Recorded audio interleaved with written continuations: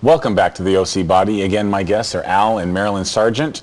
And before the break, I promised you that you'd learn about Anchors Away. Yay. So what does that mean?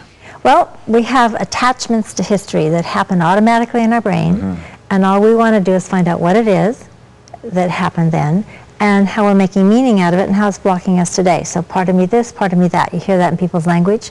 We found a way to let each side of the brain check and balance on the other side, which then neutralizes that, sort of cleans the slate, and then allows us to inform, install, find resources, put in that new behavior that lets the person get the results. What does it mean to you, Al?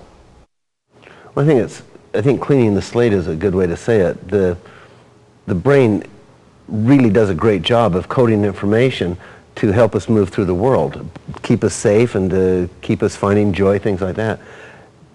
Sometimes the amygdala, which is a part of the limbic system, it codes information not inaccurately, but what it does, it'll attach something in the environment that is present as though it's an integral part of the perception or the emotion that means danger or safety.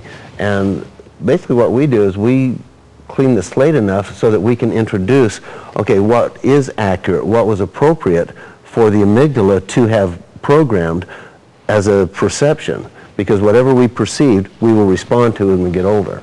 So essentially, we're still responding to something that happened perhaps in our infancy or early adolescence, and we're still responding the same way as adults. Exactly. And that may not be a good thing. It could be, but in most cases, hey, things move on. We need to move on as well. Is that right? We want to have choice. Right. Yeah, And we we need to want to update the information.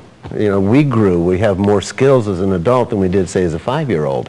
And we just need to bring that information into that context. And then we... I have a great example. Great example. You write a textbook, or any book, and you have 2nd edition, 3rd edition, 4th edition. It gets updated. Yes. When you have a software program, heck, Microsoft does it all the time. Right now, the current one is Vista. That's the new operating system. So basically, we need to make sure our operating system is current, right? Exactly. I talk about updating the database. Right. So that the reference point, rather than going back to the first experience, goes back to that experience as if healed. We can put that in the Museum of Unnatural History. And then be able to come forward with, all right, now how do I, as the adult, work differently in this situation? How do I get my choice? I want to give you an example that, for me, I think is relevant. And I think I was in the 5th grade, and I was narrating a play at my elementary school. And it was with a young girl, probably in the 4th or 5th grade as well. And for whatever reason, at whatever time, man, I freaked out and I bolted out the back of the room. No. I know, it was terrible at the time. I was traumatized. And for the longest time, I had a difficult time getting up in front of groups of people. Even when I started teaching fitness and I would start to do presentations, I was in front of a small group, maybe 12 people, and they were sitting down, and I felt myself getting nervous, and I said, oh man, I'm going to sit down as well. Now I make my living speaking in front of millions of people, as we are now, and thousands of people, sometimes in a live presentation, and for me, it's the only way I can experience the highest levels of joy. So what happened? What happened to me? Well, my guess would be your brain did is what we can teach people to do naturally. Because you are so balanced, you updated your information. You went, okay, I'm not in the 5th grade. Actually, I didn't get damaged by anything that was going on there. True.